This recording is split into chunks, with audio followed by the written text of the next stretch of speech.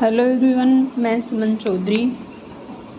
कृषि पर्यवेक्षक के 2018 में जो वैकेंसी निकली थी उसके पूछे हुए बोर्ड के द्वारा पूछे हुए क्वेश्चंस के बारे में चर्चा करेंगे अपन।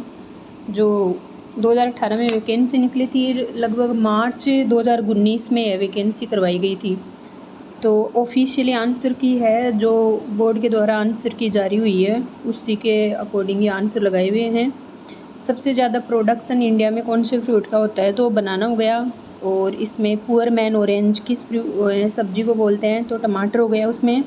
और एक विंटर चेरी अश्वगंधा। तो ये पूरी टेबल से आप बना सकते हो कि जो भी अपने मेडिसिनल प्लांट है सिलेबस में उसके अकॉर्डिंग उनके सब नेम हो गए। दूसरा, जितने भी फ्रूट्स प्लांट हैं उनके सब नेम क्या क्या हैं? तो जैसे बेर का हो गया, गरीब का फ्रूट ऐसे कुछ बोलते हैं उसको, पुअर मैन ऑरेंज बोलते हैं टमाटर को। फिर ग्लेडियोलस ये फ्लावर्स है तो इसके फ्लावर्स को स्पाइक बोलेंगे। हेड इज इकोनॉमिक पार्ट, ये डिलीट कर दिया क्योंकि शायद नोल खोल का इकोनॉमिक पार्ट भी हेड ही होता है, मुझे भी कंफर्म नहीं है, वैसे केबेज का हेड होता है।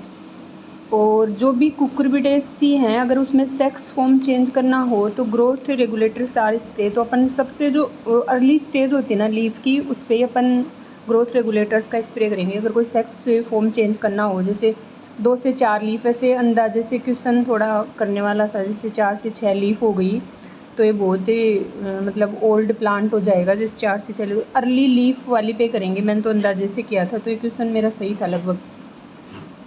इसी के साथ which crop is related to Durgapura Madhu variety, कौन सी क्रॉप की वेराइटी है? तो ये मस्क मेलन की हो जाएगी, खरबूजे की। और इन दोनों वाटरमेलन और मस्क मेलन की दोनों की टेबल बना के इनकी वेराइटीज़ ऐसे टिप्स पे होनी चाहिए क्योंकि ये पूछते हैं हमेशा। और एक ट्रेंडिंग मेथड है जो सबसे ज़्यादा प्रोडक्शन देता है ग्रेप में, वो पंडाल है। ये इम्पोर्टेंट हो गई, बेसिक है बिल्कुल ही। जैसे सबसे ज़्यादा किन्नों प्रोडक्शन राजस्थान में गंगानगर और हनुमानगढ़ में हो जाएंगे।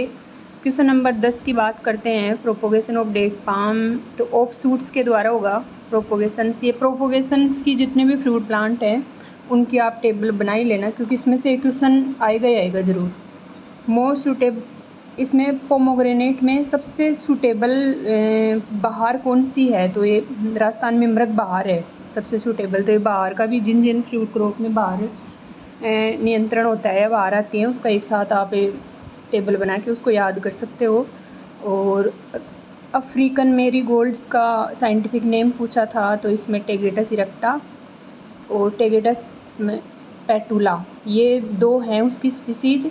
तो एक अफ्रीकन वाले का टेगेटस इरेक्टा हो जाएगा। तो ये भी मतलब बार बार रिपीट ऐसे प्रैक्टिस वाले क्वेश्चन हैं क्योंकि कन्फ्यूजिंग वाला है तो अपन पेटुला करें या इरेक्टा करें। Which method of vegetable gardening, इसको इंटेंसिव गार्डनिंग किसको बोलेंगे अपन? तो किचन गार्डनिंग।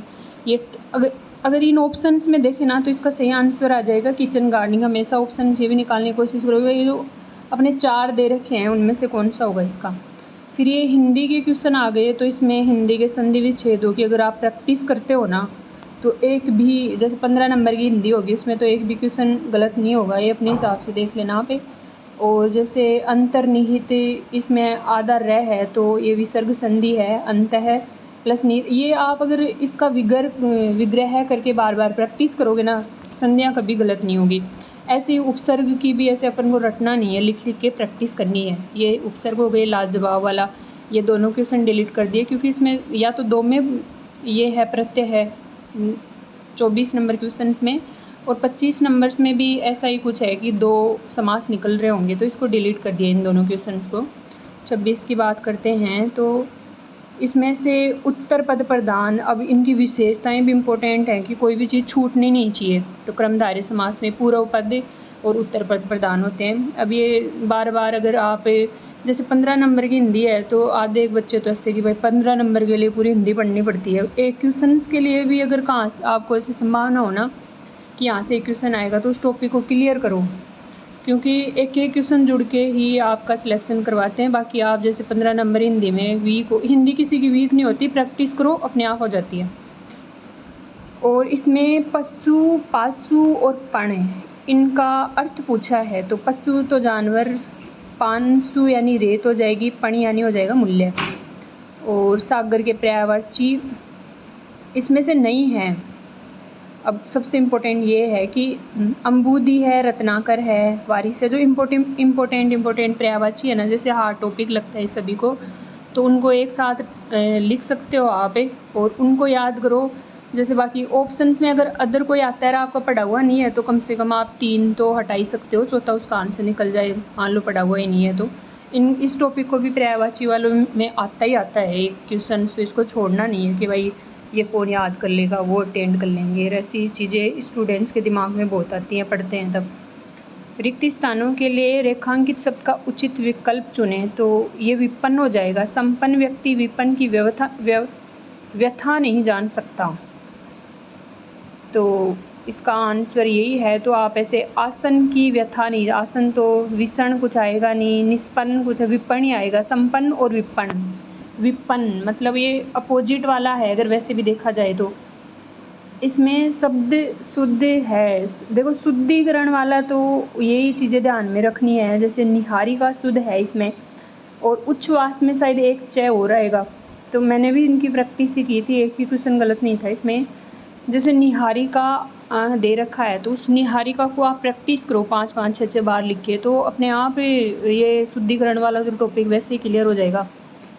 आपकी सौजन्यता बनी रहेगी। वाक्य में किस प्रकार की अशुद्धि है, ये डिलीट कर दिया। इसमें 2-3 प्रकार की अशुद्धियाँ होंगी, तो ये भी मतलब आप कर सकते हो। परसर्ग संबंधी है, सर्वनाम आपको संज्ञा के स्थान पर आने वाले शब्दों को सर्वनाम कहते हैं। जैसे अगर लड़की के स्थान पे अपन ने सी का प्रयोग कर लिया तो वो ऐसे इस टाइप से वह है।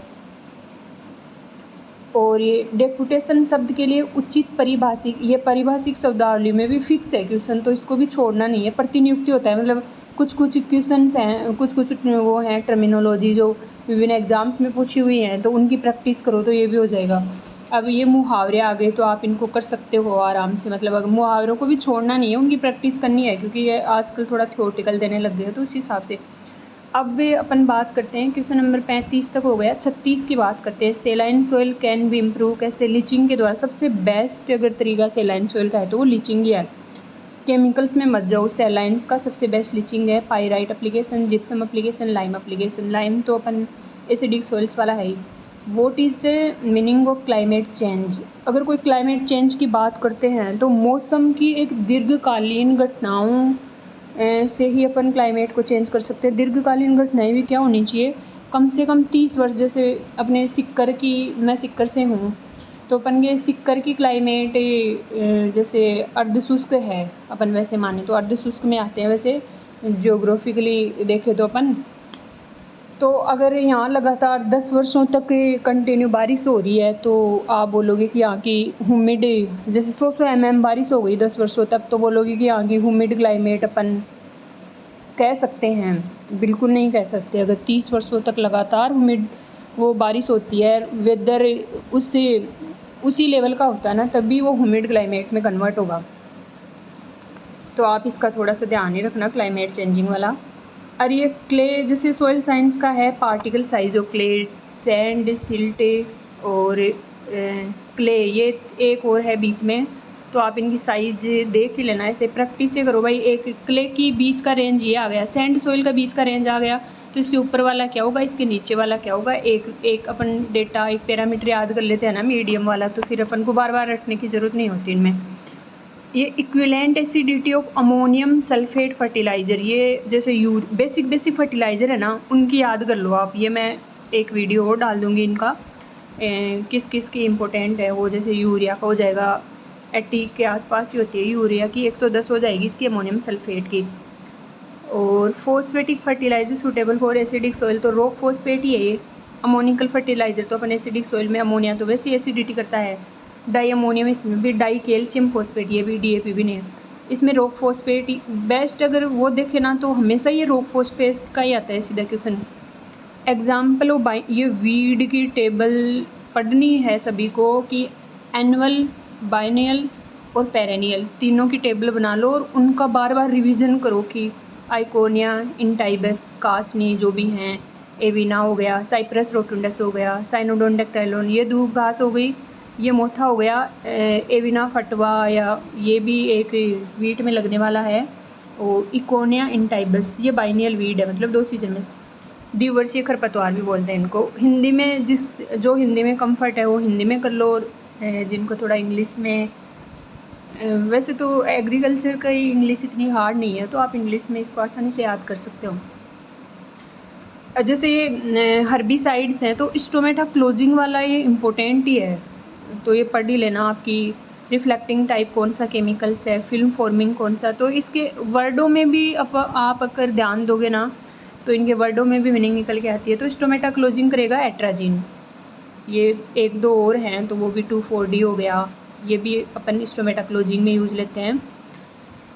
इसके बाद में question number 43, which of the following chemical is use to break the dormancy of potato seed, तो थायूरिया इम्पोर्टेंट है इसमें। और type of fertilizer mostly exported from our country, अपन पोटेशिक फर्टिलाइज़र हमेशा एक्सपोर्ट ही करते हैं। इसके बाद में 45वें क्वेश्चन में सिंगल सुपर फॉस्फेट का पूछा है इसमें, तो अगर कोई इंग्लिश में जैसे percent sulphur in ordinary super phosphate, तो ऑर्डिनरी जिसका वर्ड नहीं सुना हुआ हो तो आप इसको हिंदी में भी रीड कर सकते होगी। सिंगल सुपर फॉस्फेट सल्फर का अंश कितना होता है, तो 12%। क्वेश्चन नंबर 46 में राजमा क्या है, एक दलहनी क्रॉप है, फिर भी नाइट्रोजन फिक्सेशन नहीं करता, तो इसका क्वेश्चन आ गया है सीधा सीधा। पहले डायरेक्ट क्वेश्चन पूछा जाता था कि भाई ऐसी कौन सी क्रॉप है जो दलहनी क्रॉप है लेकिन नाइट्रोजन फिक्सेशन नहीं करती। अब इसमें जैसे आपका दिमाग इतना तो चलना चाहिए कि भाई अगर नाइट्रोजन फिक्सेशन नहीं करती तो इसमें कितने अमाउंट नाइट्रोजन की डालेंगे, तो 110 से 120 kg, ये अप्रोक्सीमेट है। ब्राउन मैन्यूरिंग अपन राइस में करते हैं, टर्मिनोलॉजी है कुछ तो कि भाई ये भी सीधा सीधा क्वेश्चन, मतलब आपको एक ब्राउन मैन्यूरिंग वर्ड भी पता है कि भाई ये राइस में यूज़ करते हैं, वीट में कभी नहीं यूज़। वीट तो अपन बोते हैं तो कहाँ यूज़ करते हैं इसको। तो अब इसको एक क्वेश्चन दे दिया कि ऐसे ब्राउन मैन्यूरिंग ये रिसेंट अप्रोच है वो वीड कंट्रोल की, which is mostly use in crop of, तो इतना डीपली नहीं जाना है। जैसे कुछ टर्मिनोलॉजी है तो पर्टिकुलर क्रॉप के लिए ही है। तो डायरेक्ट सीडेड राइस के अंदर अगर अपन को वीड कंट्रोल करना होगा, अपलैंड राइस होता है उसमें तो वीड कंट्रोल में बहुत फ्लोइंग वो हो जाती है, अगर इसमें करना है तो ब्राउन मैन्यूरिंग से कर देंगे। अब ये पैरामीटर्स हैं कि 1 हेक्टर सेंटीमीटर वाटर, ये मैं टेबल डाल दूँगी ऐसे कैसा, तो 1 लाख लीटर वाटर होता है इसमें। 39 क्वेश्चन में the growth of axillary birds in suits, axillary birds की ग्रोथ सूट्स में तो हो तो उसको क्या बोलेंगे, ब्रांचिंग बोलेंगे, टीलरिंग नहीं बोलेंगे। सीधे सीधे ऐसे थोड़े सीधे क्वेश्चन है, बट ये एंड टाइम पे जैसे अपन एग्ज़ाम होती है तो उस पर अटेंड नहीं कर पाते हैं, क्योंकि वहाँ हर एक फ्लोरिंग और जॉइंटिंग ये तो दोनों तो हट ही गए, टीलरिंग ब्रांचिंग है तो आप इनमें थोड़ा हो सकता है, लेकिन डायरेक्ट सूट्स दे दिया ना तो ब्रांचिंग में जाएगा ये। द मिनिमम हाँ ये आइसोलेशन डिस्टेंस, एक तो आपके जितनी भी सेल्फ पोलिनेटेड हैं उसमें तो 3x3 मीटर हो जाएगा, और बाकी जो क्रॉस पोलिनेटेड हैं उनको लिख लो आप। एक एक चीज़ें इंपॉर्टेंट हैं, जैसे आप किसी का साइंटिफिक नेम छोड़ते हो ना किसी क्रॉप का, कि साइंटिफिक नेम में तो कभी क्वेश्चन ही नहीं पूछते, तो ये अपने कहीं ना कहीं जैसे पेस्ट मैनेजमेंट में जितने भी अपने इंसेक्ट उनके साइंटिफिक नेम हैं, जूलॉजिकल नेम हैं, तो उनमें इनके साइंटिफिक नेम का अपन जैसे पोटैटो ट्यूबरमोथ, सोलेनम, ऐसे कुछ ना कुछ उनके लगा ही रहता है, तो साइंटिफिक नेम को कभी नहीं छोड़े। अगर डायरेक्ट क्वेश्चन नहीं पूछ रहा है ना तो कहीं ना कहीं ये अपन को इफ़ेक्ट करते हैं आगे चल के, तो हर छोटी सी छोटी चीज़ें पढ़ो। और जैसे अब ये 4 पैरामीटर दे रखे हैं, तो 100 मीटर किस में रखते हैं, 300 किस में रखते हैं, 200। अब कंपोजिट मेज और हाइब्रिड मेज ये क्वेश्चन पूछा है, तो कंपोजिट मेज और हाइब्रिड मेज दोनों के एक साथ लिख लो कि 200-400 किसकी है, इस टाइप से। ये मैं टेबल डाल दूँगी आपके पास। जिया मेज यूवर्टा, ये जो अपना मेज की जो क्लासिफिकेशंस है ना सेप ऑन सीड के आधार पे, तो ये वेरी इंपॉर्टेंट है। तो पॉपकॉर्न, जिया मेज यूवर्टा पॉपकॉर्न हो जाएगा।